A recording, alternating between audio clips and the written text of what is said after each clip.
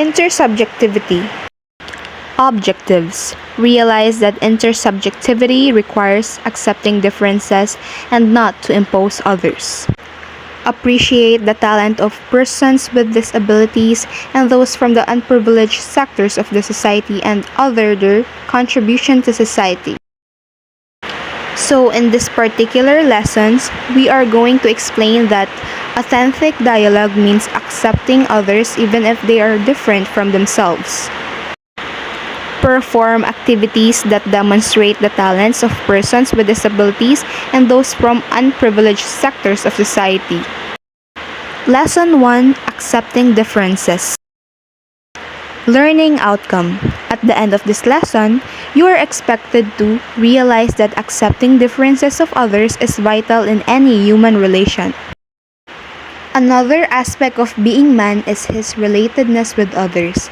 This is philosophical term is intersubjectivity or being with others. So, ang buot pasabot ani kay natural na daw nga aspeto sa usa ka tawo nga mabuhi o mo-exist nga naay kauban o related sa tawo nga nakapalibot kaniya o ginatawag kini nga intersubjectivity. One manifestation of this relation with others is accepting others and their differences. This is the first critical component of intersubjectivity. So, kung related ang usa ka tawo sa kapwa niya tawo, nanginahanglan daw nga iyang dawaton ang pagka-unique o pagkalahi sa kapwa niyang tawo. Kung unsa pa na ang iyang physical appearance, mental nga kapasidad, relihiyon o estado sa kinabuhi. Important values related to intersubjectivity includes acceptance of differences and embracing diversity. We understand that each person is unique, therefore differences will exist among group of people. When we look at physical traits and even behavior, we can see that no two persons look and think the same. We have to accept that people have different views and beliefs. What unites us all is our shared humanity and dignity. To summarize these phrases, isip sa katawo, para daw ma-acquire nato ang intersubjectivity, kailangan nato dawaton og pamalandungan nga dili ta pareha tanan. Pero ang nagpabilin nga rason nga bisag di ta pareho tanan kay ang atong pagkahiusa og dignidad isip usa ka tawo sa usa ka komunidad. The recognition of our shared humanity and dignity is what drives us to extend assistance and act with concern towards others, especially towards individuals or group that experience hardship and discrimination. So, if naatay humanidad o dignidad, madani na dayon nato ang atong kaugalingon nga motabang sa uban samot natong naka-experience og kalisod og diskriminasyon.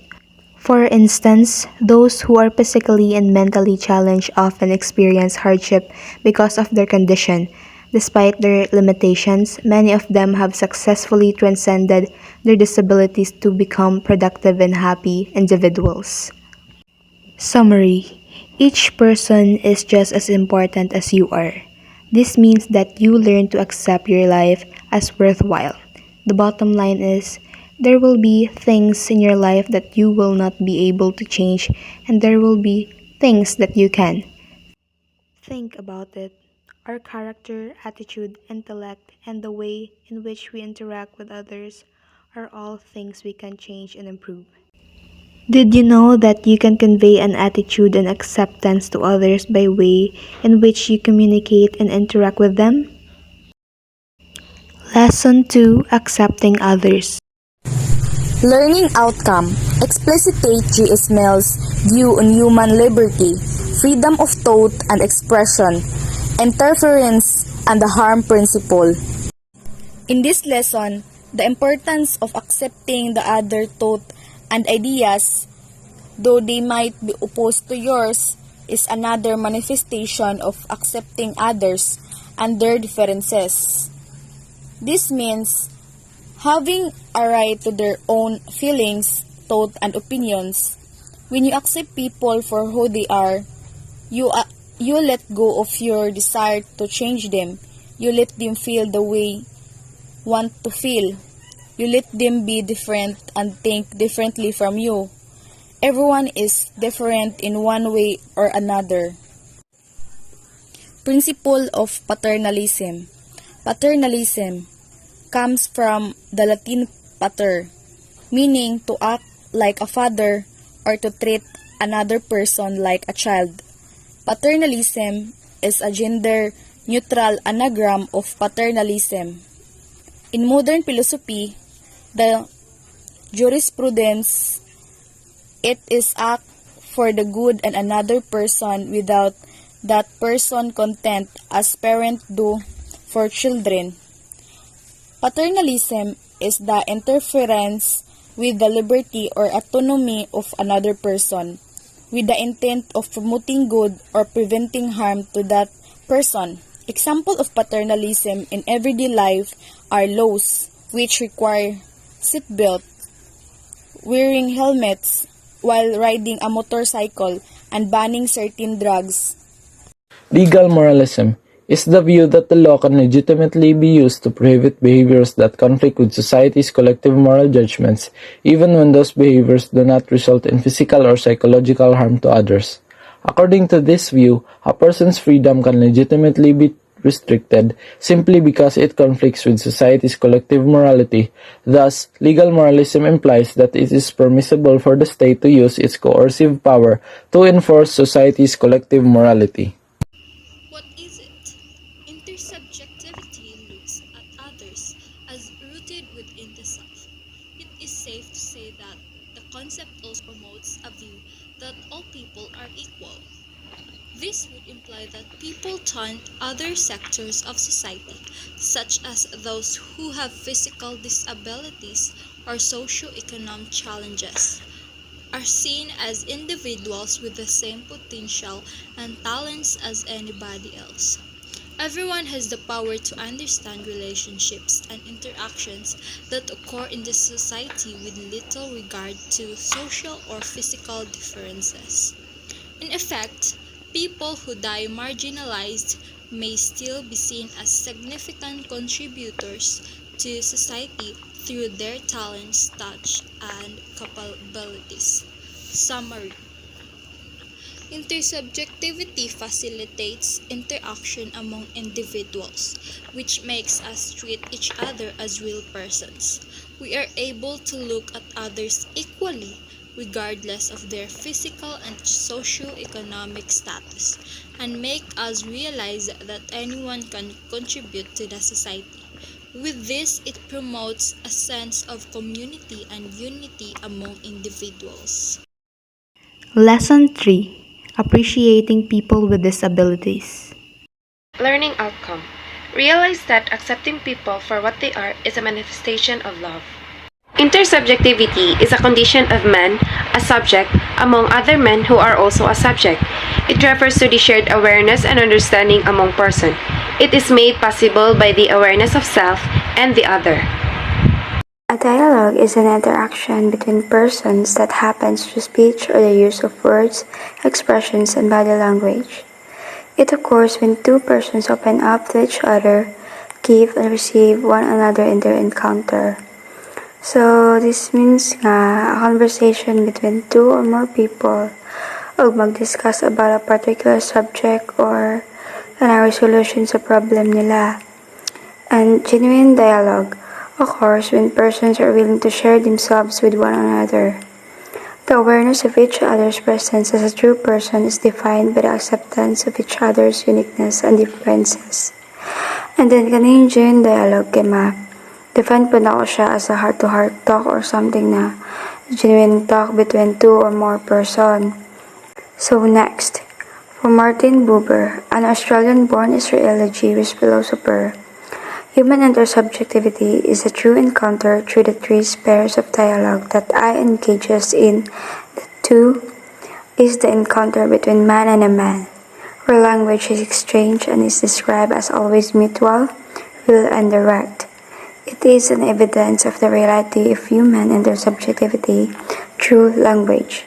As there's this two quotes saying, all real living is a meeting, and all actual life is encounter. The concept of intersubjectivity also promotes a view that all people are equal.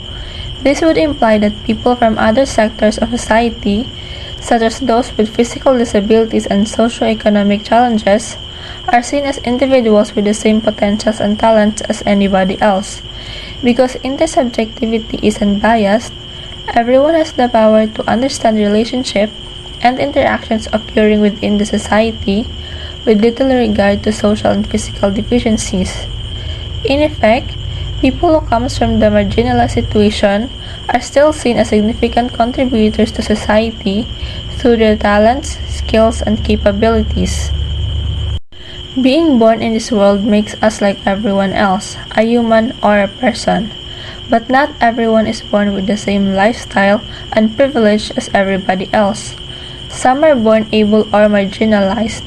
Some are born with physical disabilities. In intersubjectivity, the promotion of the underprivileged is what's being given into. With this, they are seen equally as everyone else, no matter what their background is. Intersubjectivity has significant contributions to society and relationships, including the following. It validates real and authentic subjective experiences. It facilitates interaction among individuals. It enables individuals to look at others equally, regardless of any physical or socio-demographic factor. It promotes a sense of community and unity among individuals. It emphasizes that anyone can contribute to society. Stephen Hawking.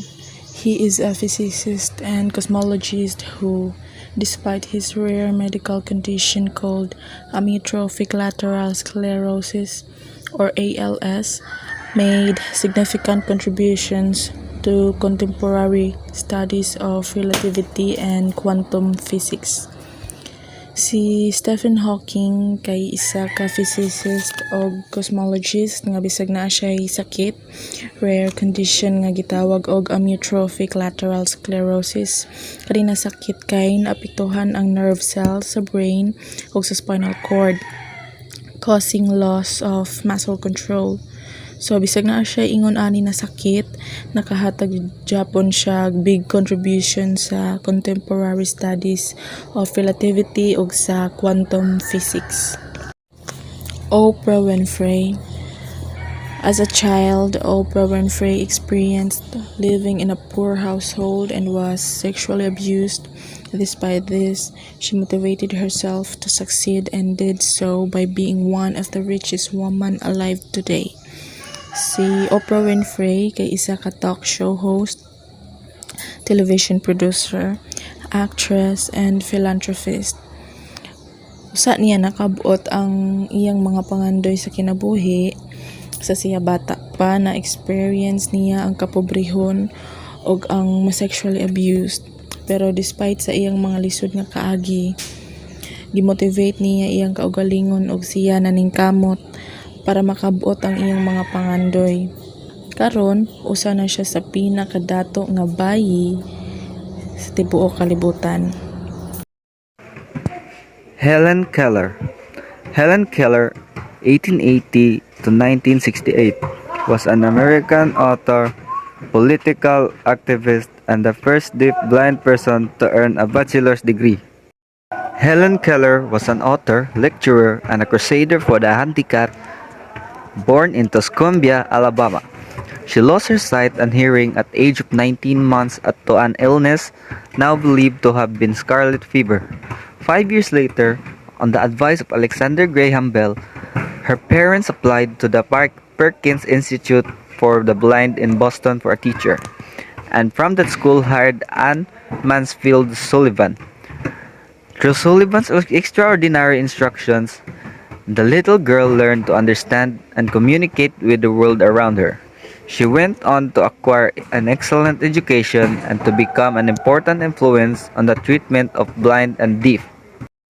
Nick Vujicic.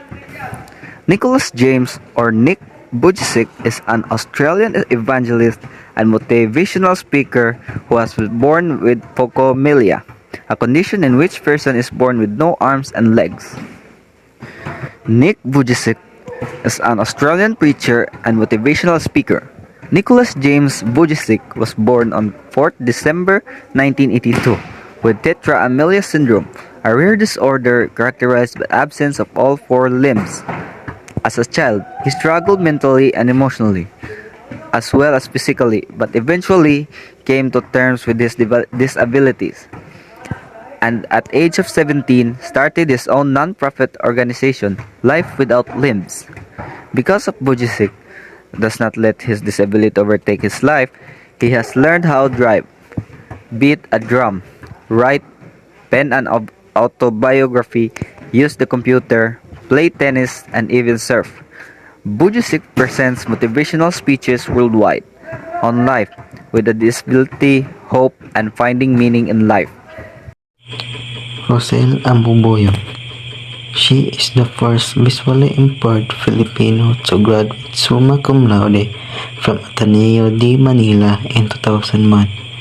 Despite her handicap, she was a consistent honor student. Si Rosel Ambuboyong daw ay kauna-unahang Pilipino may kapansanan sa paningin na nakapagtapos sa Ateneo de Manila noong 2001 bilang isang summa cum laude. What's more,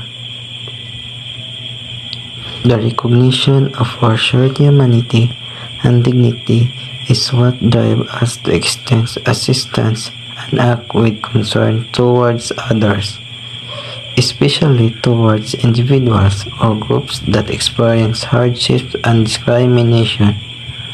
For instance, those who are physically and mentally challenged often experience hardships because of their condition. Despite their limitation, many of them have successfully transcended their disabilities to become productive and happy individuals. Ayon dito, ang sangkatauhan at dignidad ang siyang nagtutulak sa atin na magbigay ng tulong at kumilos ng may malasakit para sa mga dumaranas ng kahirapan at diskriminasyon. Ang mga may problema sa pisikal at mental ay kadalasang nakakaranas ng mga paghihirap dahil sa kanilang kalagayan, ngunit marami pa rin sa kanila ang nagtagumpay at nalampasan ang kanilang mga kapansanan at naging masayang individual. Living in this world is not perfect. We are not perfect. The examples given us a revelation for us. For this give us inspiration to feel that we should be sensitive enough to understand every individual differences. We sometimes feel that we are not capable of doing things, but from the given examples, we can say that we should be thankful already of what we can do. Intersubjectivity really plays significant role in each one of us understanding the different among us. Various objectives supporting persons with disabilities have resulted in the institution of event communications such as Paralympics, an international sport competition model after the Olympics that features athletes with disabilities. The United Nations has also instituted Days of Awareness, such as World Down Syndrome Day, March 21, World Autism Awareness Day, April 2, and International Person with Disabilities, December 3. Countries around the world are encouraged to celebrate these days with activities that highlight individuals and disabilities. In many of these events, people with disabilities come together to showcase their abilities and talents in their talent shows.